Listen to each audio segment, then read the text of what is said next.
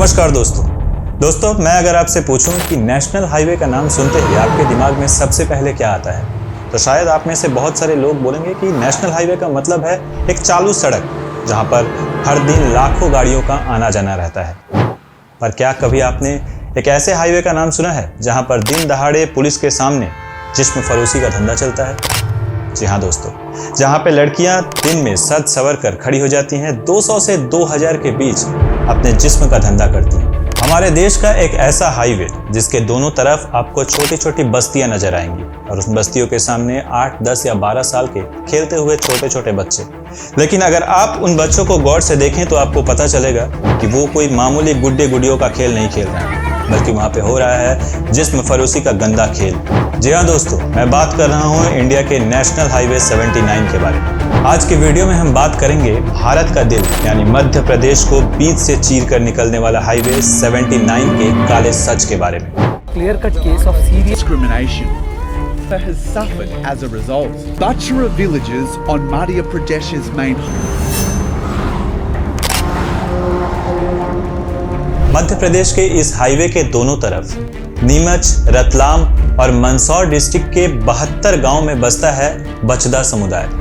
इस समुदाय में वैश्यावृत्ति को एक ट्रेडिशन के रूप में देखा जाता है और ये ट्रेडिशन निभाती है घर की बड़ी बेटियां। धीरे धीरे इस समुदाय की हालत इतनी खराब हो गई कि घर की हर एक बेटियों को जिस्म फरोशी के धंधे में उतरना पड़ा। दिल्ली का जीबी रोड, मुंबई का कमाठीपुरा और कोलकाता का सोनागाछी जैसे इतने बड़े बड़े रेड लाइट एरिया होने के बावजूद बचदा समुदाय इन सब से थोड़ा अलग है। दोस्तों, रेड लाइट एरिया का मतलब हम सभी जानते हैं कि जहाँ पे लड़कियाँ बोल्ड ड्रेस पहनती हैं, लाउड मेकअप करती हैं और रास्ते पे खड़े होकर अपना ग्राहक ढूंढती हैं। जहाँ पे ये लड़कियाँ दूर से आती हैं, एक ऐसी जगह पे रहती हैं जो इलाका सिर्फ इन्हीं लड़कियों का होता है।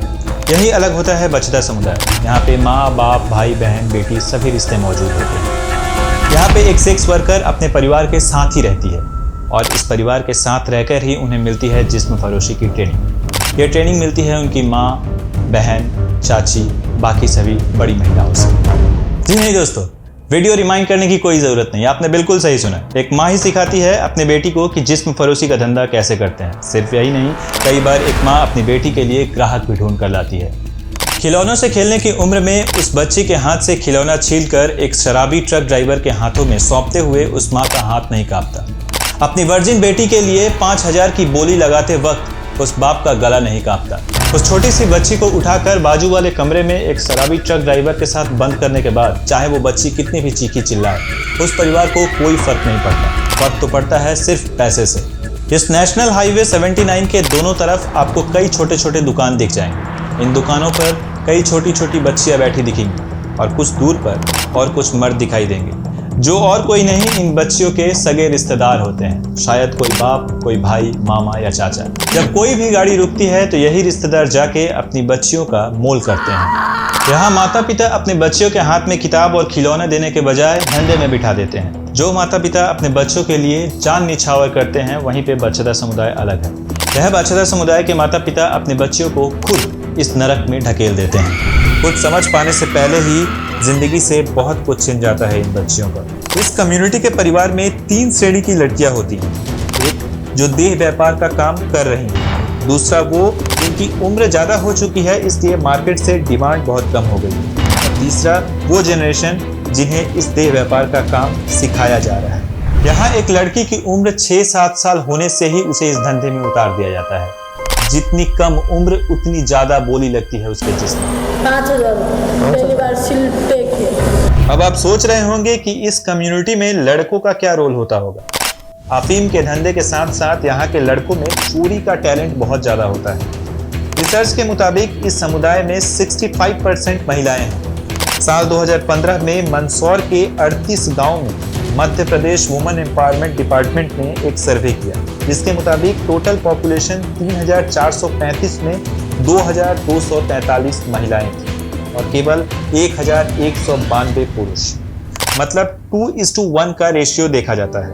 भारत जैसे देश में जहां बेटियों को बोझ माना जाता है, जहां पे बेटियों और महिलाओं के लिए बहुत सारी योजनाएं बनाई जाती हैं, हाल ही में बेटी पढ़ाओ बेटी बचाओ जैसे नारे सुनने में आया है, वहीं एक रिसर्च के मुताबिक इस देश में 2013 से 2017 तक करीब 4,60,000 लड़कियों की भ्रूण हत्या की गई। वहीं बचदा समुदाय में एक बेटी पैदा होने पर धूमधाम से जश्न मनाया जाता है। यहाँ पे बच्चा गिराया नहीं जाता, क्योंकि अगर गलती से भी बेटी पैदा हो गई तो बड़े होकर धंधे का जरिया बन गई। यहाँ पे कोई भी लड़की को इश्क, मोहब्बत, प्यार, शादी या कोई भी इज्जतदार जिंदगी जीने का कोई हक नहीं है। यहाँ पे एक लड़की को सिर्फ धंधे की नजर से देखा जाता है। यहाँ पे अगर कोई लड़का शादी करना चाहे तो उसे दहेज में 15 लाख रुपए तक का दहेज देना पड़ता है। जी हाँ, आपने सही सुना, अगर एक लड़का शादी करना चाहे तो उसे 15 लाख तक का दहेज देना पड़ता है। इसीलिए यहाँ पर ज्यादातर लड़के कुंवारे ही रह जाते हैं। बचदा समुदाय के एक और घिनौने सच से अभी हमारा पर्दा उठाना बाकी है दोस्तों, और वो है ह्यूमन ट्रैफिकिंग। बचदा समुदाय में लड़कियों को खरीदने का मामला पहली बार 2014 साल में नीमच में सामने आया था, जहां नीमच पुलिस ने मऊआ गांव में रेड करके इनके समुदाय के एक घर से 6 साल की बच्ची को बरामद किया। रिसर्च के बाद पता चला कि इस बच्ची को 2009 साल में उज्जैन डिस्ट्रिक्ट के किसी गांव से खरीदा गया था। इस डील को कराने वाला मिडिलमैन यानी दलाल अभी तक सलाखों के पीछे बंद है। रिसर्च के मुताबिक बकायदा रजिस्ट्री करके इन लड़कियों को बेचा और खरीदा जाता है। लड़कियां खरीदना यहाँ एक इन्वेस्टमेंट प्लान के मुताबिक माना जाता है। डर का एक दूसरा नाम है नेशनल हाईवे 79, क्योंकि रिसर्च के मुताबिक इस रास्ते से चलने वाले 14% ट्रक ड्राइवर्स अपने शरीर में HIV लेके घूम रहे हैं। वही लोग आके बच्चियों के साथ शारीरिक संबंध करते हैं। इस दौरान कई लड़कियां प्रेग्नेंट हो जाती हैं और प्रेगनेंसी के दौरान भी उन्हें अपना क्लाइंट हैंडल करना पड़ता है। सिर्फ यही नहीं, डिलीवरी के तुरंत बाद नई मां लग जाती है नई ग्राहकों की खोज में, क्योंकि नवजात शिशु का पूरा खर्च उसे इसी व्यापार के दौरान उठाना पड़ता है। फिर सबसे बड़ा सवाल ये पैदा होता है कि मध्य प्रदेश सरकार कहाँ सो रही है? इस समुदाय की लड़कियों के लिए क्यों कोई लॉ, क्यों कोई स्कीम चालू नहीं हो रही है? अगर मध्य प्रदेश सरकार की माने तो साल 2014 में एक लॉ चालू किया गया था। इस समुदाय की लड़कियों की इज्जत की जिंदगी, स्वास्थ्य और शिक्षा की बात की गई थी। इसके अलावा 10 करोड़ रुपए भी अलॉट किए गए थे इस समुदाय की लड़कियों के लिए। लेकिन आज 10 साल बीत चुके हैं और इस स्कीम का पता ना मध्य प्रदेश सरकार को है और ना इन लड़कियों को। इसलिए मध्य प्रदेश का ये ओपन सीक्रेट नेता, मंत्री, पुलिस प्रशासन सबको पता होते हुए भी सभी अपने आंखें बंद रखते हैं।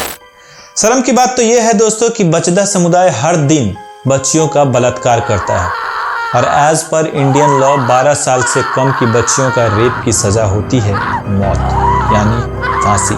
लेकिन नेशनल हाईवे 79 हर दिन इस लॉ को गाड़ियों के नीचे रौंद देता है। जहां हमारे देश में आज़ादी का अमृत महोत्सव मनाया जाता है, वहां बचदा की लड़कियों को कब मिलेगी आज़ादी?